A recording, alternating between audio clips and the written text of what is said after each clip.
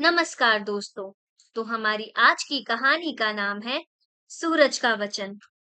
गंगा किनारे बसे एक छोटे से गांव में रहती थी सीता देवी।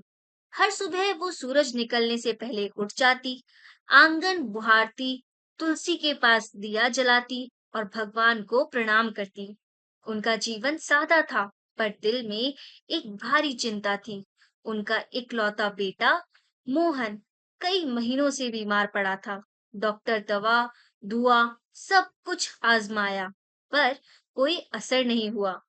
छठ पूजा नजदीक आ रही थी। गांव की औरतें गंगा जल से घर धो रही थी, ठेकुआ बना रही थी और छठ मैया के गीत गा रही थी। सीता देवी दूर से सब देखती। उनके मन में सवाल आया, जब मेरा बच्चा ही बीमार है, मैं पूजा कैसे करूं? रात को जब वो सोई तो एक सपना आया।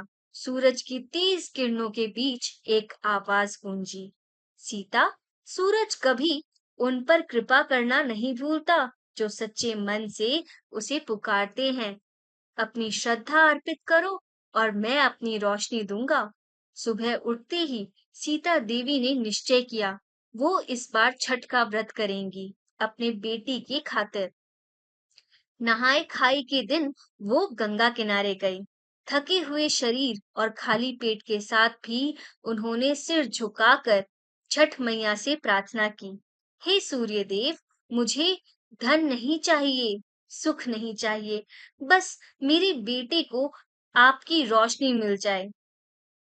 शाम की अर्घ में उन्होंने सूर्य को अर्पण दिया, आंसू और विश्वास के साथ।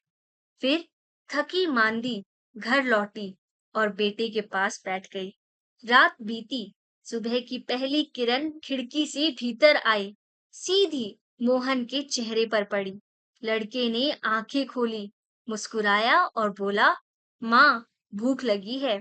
सीता देवी की आंखों से आंसू झड़ पड़े। वो मुस्कुराई और बोली, सूरज का वचन कभी झूठा नहीं होता।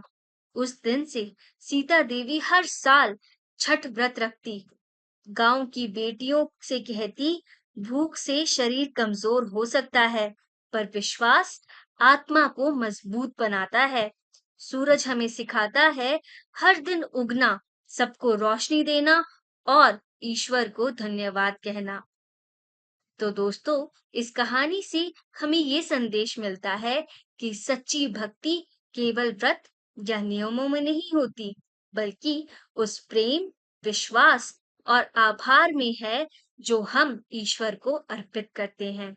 सूरज सबके लिए चमकता है, पर उसका आशीर्वाद उन्हें मिलता है जिनका मन सच्चा होता है। धन्यवाद दोस्तों। मिलते हैं हमारी अगली कहानी में।